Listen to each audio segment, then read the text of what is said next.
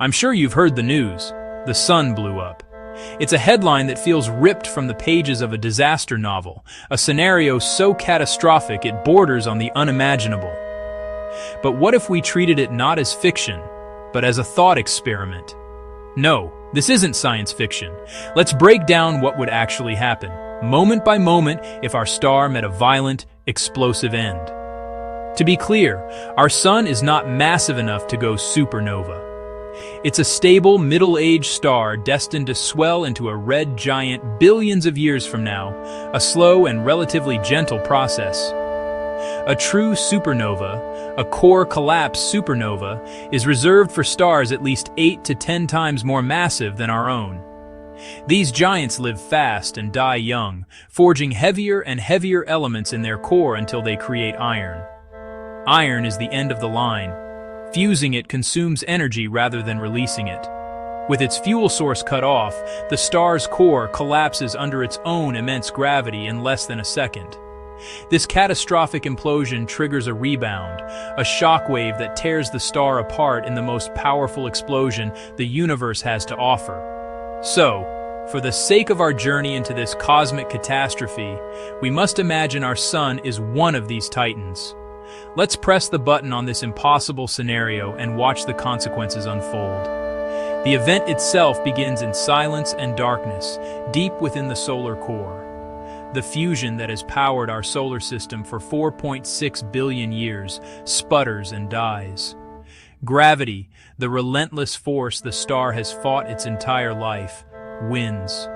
The core, an object more massive than the sun itself compressed into a sphere the size of Earth, collapses inward at a quarter of the speed of light.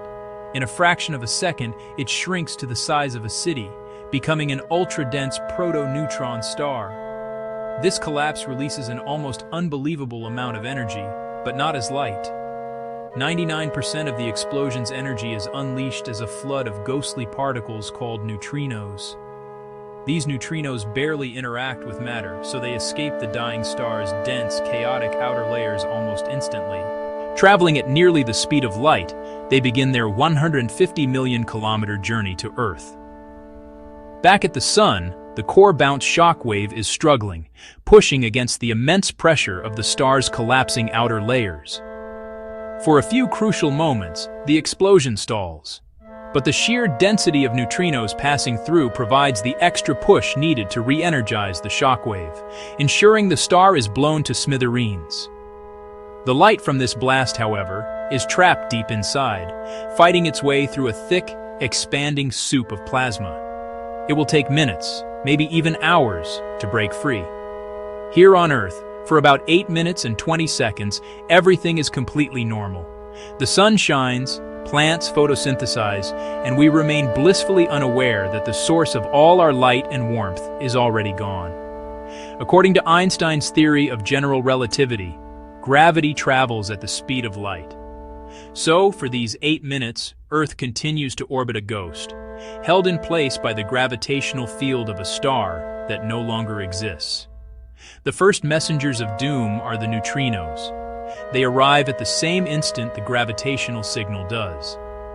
Trillions of them pass through the planet and through your body without you feeling a thing.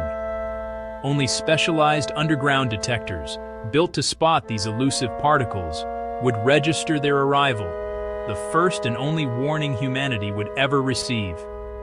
Then, exactly 8 minutes and 20 seconds after the core collapsed, the last photons from the old sun complete their journey. The sky goes dark. The sun doesn't fade, it simply vanishes, instantly replaced by the cold, pinpoint stars of the galaxy.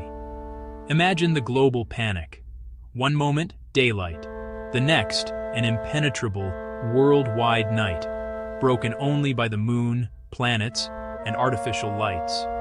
At this same moment, the gravitational tether snaps.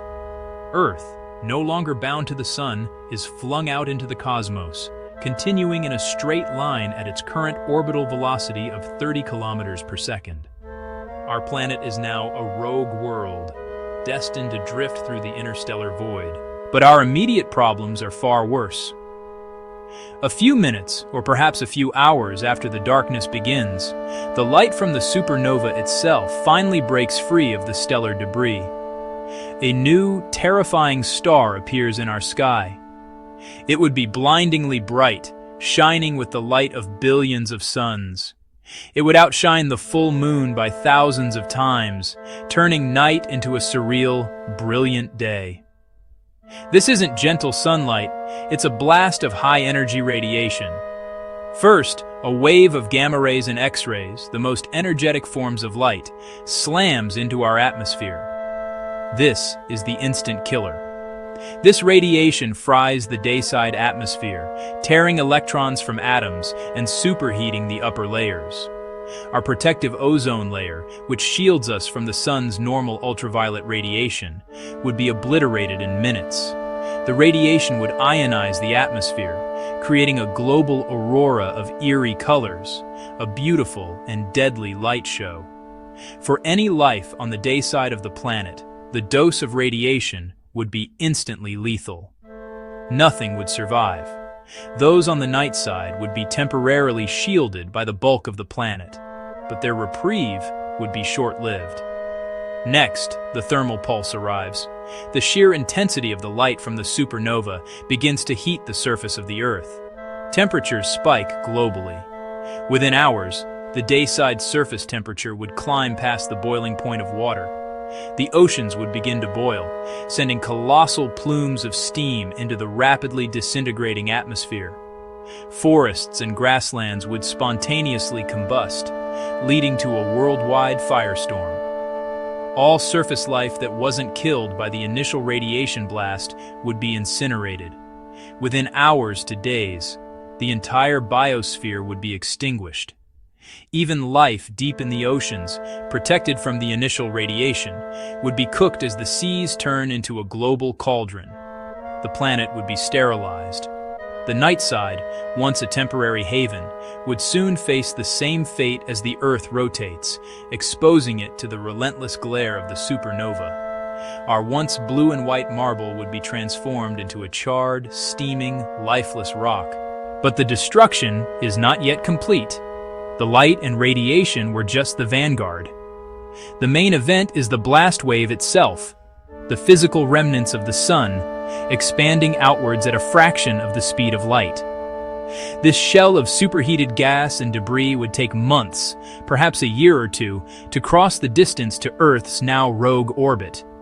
It would sweep through the solar system, obliterating asteroids and vaporizing the outer layers of the gas giants. When this cosmic tsunami finally reaches Earth, it would be a physical annihilation. The impact would be like being hit by a sandblaster the size of a solar system. It would strip away what's left of our atmosphere and scour the planet's surface down to the bedrock. The sheer kinetic force would shatter the crust, triggering volcanism on a scale never before seen. The planet itself would be engulfed by the expanding supernova remnant, the nebula of what was once our sun. What's left of Earth would be melted, fragmented, and ultimately absorbed into this beautiful, deadly cloud of gas and dust. Over thousands of years, this material, now enriched with the heavy elements forged in the heart of the dead star, would mix with the interstellar medium. Eventually, gravity would pull it together again, forming a new generation of stars and planets.